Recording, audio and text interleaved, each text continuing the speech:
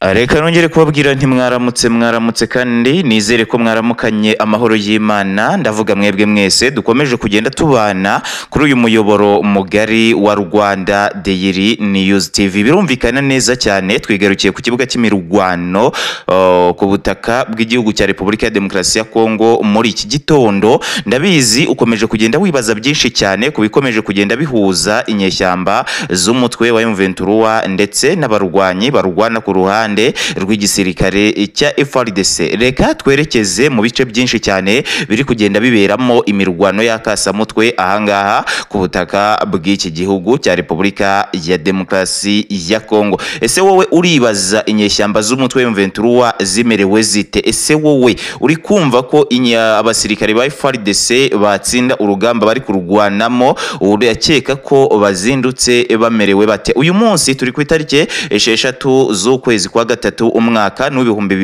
2025. Reka duca amazimwe turahera ahantu hitwa Ibukavu. Ndakubwira ko Ibukavu abawazarendo bazindutse basaze basizoye bavuga ko bagomba kwigarurira iyi Bukavu uko byakagenda kose. Mu yandi makuru kandi turerekeza muri teritwari ya Rubero, nkubwire ko abarwanyi ba M23 babasohoye muri teritwari ya Rubero nabi, icyo bita inkungugu rwose nicyo izi nyeshyamba za M23 zihuriye nacyo ahangaha Ibukavu. Noneho muranyemerera amakuru yacu tuyasoreze kuwo bita Perezida Antoine Felix Tshisekedi Tshilombo. Uyu nguyu yongeye kuvuga u Rwanda nabi, avuga ko rwose u Rwanda rugomba kuryozwa icyo rukora ahangaha ku butaka bw'iki gihugu cya Repubulika ya Demokarasi ya Kongo. Noneho rero reka nkubwire ntikora subscribe, commenting, liking ndetse yewe unasharinge kugira ngo amakuru yacu akomeze kugenda akugeraho 5 kuri 5.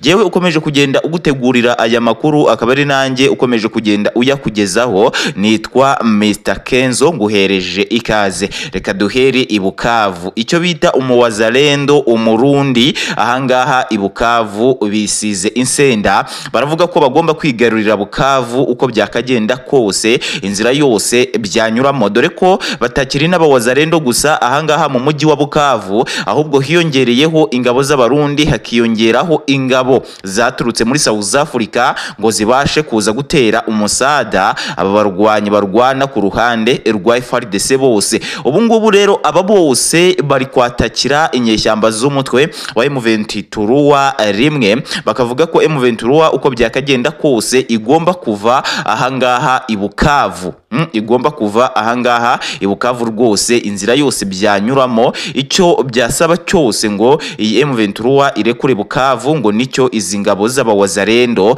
ndetse n'ingabo z'abarundi ziri bukore. Aba bombi barashaka kwisubiza icyubahiro abawazarendo, ingabo z'abarundi naho izaturutse muri South Africa zozo ziravuga ko zigomba kubabaza umugabo bita Paul Kagame uyobora igihugu cy'u Rwanda nguko byakagenda kose. Noneho rero mwokagira Imana mwe, aya makuru yo nakasamutwe ibintu bikomeje kugenda bicika, abasirikare bakomeje kugenda bagwa mu nkambi aho rwose bakambitse ahangaha Ibukavu, ubwo ndabara ku ruhande rw'inyeshyamba za M23, ariko kubera ukuntu izi nyeshyamba za M23 zagiye zifata iyi Bukavu ndetse yewe abantu benshi bakagenda babyishimira, haba mu gihugu cy'u Rwanda ndetse n'abake bo ku butaka bwa Repubulika ya Demokarasi ya Kongo, nta kintu bari kugenda babivugaho cyane. Ariko jewe reka mbanze ngucire aya mazimwe nkubwire ko igihugu cya Repubulika ya Demokarasi ya Kongo ahitwa Bukavu, ishyamba z'umutwe M23 zisumbirijwe ku buryo bukomeye cyane. Abawazarendo abarundi, ingabo za South Africa ngo zirisubiza ikuzo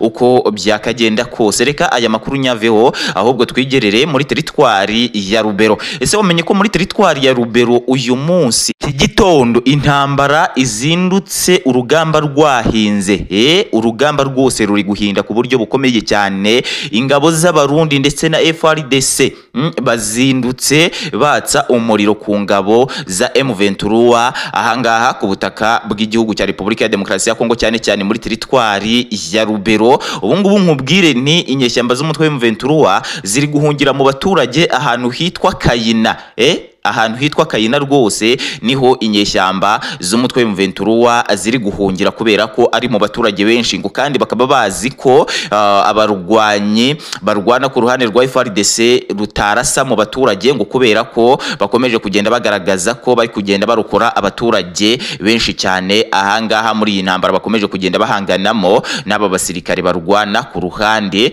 rw'igisirikare cya M23. Umuntu bita Generali Sultani Makenga uyu nguyu yasaze yasizoye ari kuvuga ko agomba gukora ibishoboka byose ntihagire igice na kimwe yambugwa yaba yarafashe ahangaha ku butaka bw'iki gihugu cya Repubulika ya Demokarasi ya Kongo. Ariko kandi abarwanyi rwose ba FARDC bamaramaje bavuga ko batagomba kumvikana ni M23 mu gihe igikomeje kugenda itera imbere ifata ibice byinshi byahangaha ku butaka bw'iki gihugu cya Repubulika ya Demokarasi ya Kongo. FARDC ko yasaze yasizoye ndetse na M23 igasizora biraza gucura iki? Umva urugamba ngo rurahinda. Noneho rero mwokagira Imana mwe nimureke mbabwire kuri uyu Perezida Kisekedi Kirombo. Uyu rwose ni perezida w'igihugu cya Repubulika ya Demokarasi ya Kongo, akomeje kugenda yatsa umuriro w'amagambo hagati y'u Rwanda ndetse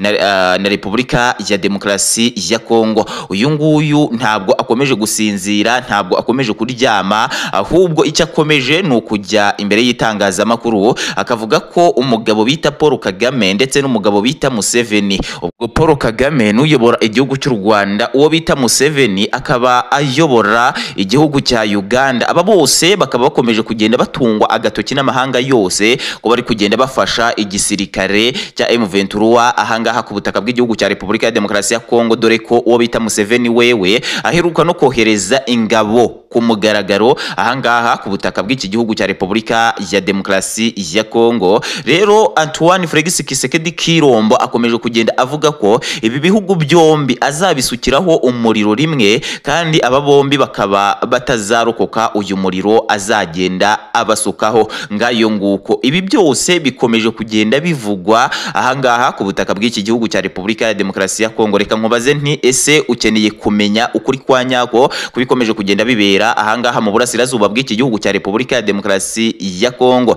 Ese mu by'ukuri urifuza kumenya amakuru atariho ivumbi? Reka nkubwire nti kora subscribe kuri uyu muyoboro mugari wa Rwanda Daily News TV, ikindi urayikinge inkuru buruko tuyikoze ibirenze ibyo ngibyo, kandi ukore subscribe usharinge ndetse yewe ibitekerezo byawe turabikeneye kutubwira aho uherereye tukajya tubana mu by'ukuri tuziranye. Ibyo ngibyo bizadufasha cyane. Naho jewe ubukomeje kugenda ubategurira aya makuru akaba ari nanjye ukomeje kugenda uyabagezaho, monyite Mr Kenzo.